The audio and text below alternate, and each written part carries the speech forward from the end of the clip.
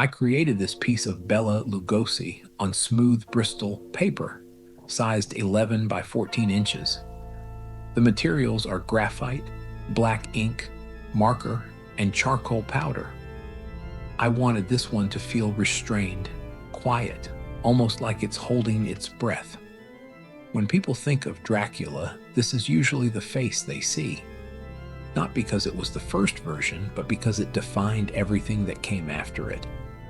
Bela Lugosi didn't just play Dracula, he established him. There's a reason this version became iconic. The posture, the stillness, the way menace came from control instead of chaos. Nothing was rushed, nothing was loud. That restraint is what made it powerful.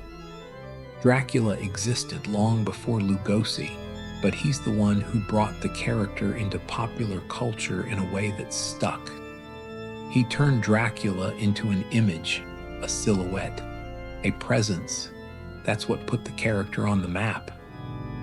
I've always loved the black and white Universal monster films from the 1930s and 40s.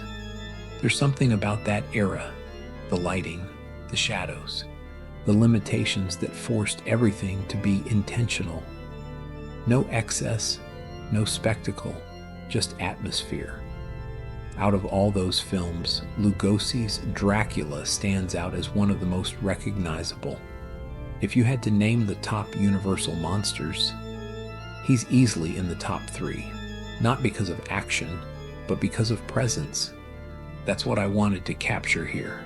Not a scream, not movement, just that moment where you realize something is watching you, and it doesn't need to move at all.